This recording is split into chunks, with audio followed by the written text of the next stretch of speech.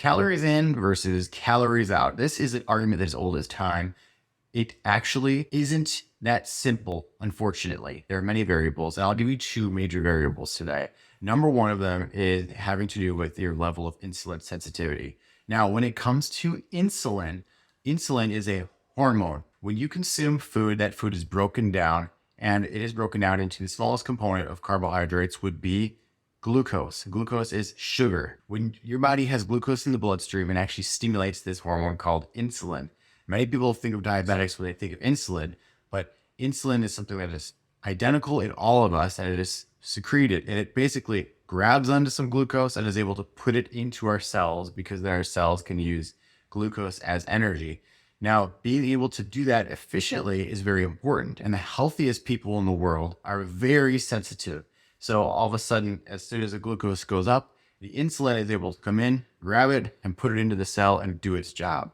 However, we start to reduce insulin sensitivity and become more insulin resistant, which is a spectrum. It's all the way from very sensitive all the way to prediabetes, type 2 diabetes, type 1 diabetes. So it's a spectrum that people go on. And the less sensitive you become and the more you go towards insulin resistance, where the insulin is able to do its job as well. Maybe the insulin grabs onto the glucose, but the receptor site for it to actually take the glucose into the cell isn't working as well. That becomes a problem. And the people who are less sensitive to glucose are actually going to have a different response to meals than others, because when you have a high level of glucose just sitting around, a high level of insulin, it's just sitting in your bloodstream, it's actually promoting you to gain weight and get fatter. Insulin promotes obesity in that regard, especially when it sits around. So that's why when you're on the spectrum, and the more insulin resistant you become, the more this insulin sits around, and then it's a vicious cycle because it starts to put sugar, turning it into fat within your cells. This affects your cholesterol, it affects your metabolism and overall inflammation numbers. That is the number one reason that calories in versus calories out is not equal across the board, because you can have some people who are eating the same exact meal and it's going to affect two people very, very differently. The number two big component would be the microbiome, the gut bugs, our oldest friend.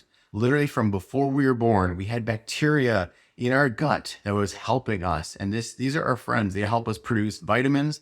They influence our nervous system. They can influence our thoughts. They can actually send us into the psych ward if there is a bad mixture of bacteria within our guts. It can have a profound impact. And feeding good and healthy bacteria is important, and I'll explain why. So if you take two twins, let's say we just have perfect twins who've been raised exactly the same way, have pretty much the same life experience, and over the course of a year, I feed them both 5,000 calories a day. Now, anyone would suspect that this is enough to fatten them up, make them gain weight, considering if they're just average Americans, it's a lot of calories to consume. But at the end of that year, one of them will be more heavy than the other one. And the reason is because the one twin who maybe had an exposure to antibiotics, went through a very stressful period, was involved in a car accident, all of these things can disrupt the microbiome, the bugs in our gut. And when you have an unhealthy amount of bad bacteria or non-friendly bacteria in your gut, you actually end up extracting more calories from the food, promoting more obesity than the person who has a healthy microbiome. Right? It has to do with some of the intricate signaling pathways within the body, but I find that to be very interesting. So for the majority of people, yes, as a general rule, calories in and calories out does make a big difference for weight gain and weight loss, especially if you constantly consume an abundance of calories. It doesn't matter what you're eating necessarily, because your body will be gaining weight. It's going to promote obesity, but there are nuances to this, and they are actually really important ones, especially for people who've been overweight for a long period of time and are trying to lose weight. Most of them are going towards the path of insulin resistance, and solving that as well as healing the microbiome can be what unlocks some degree of weight loss for people. Hope you learned something from this video. Hope you have a great day.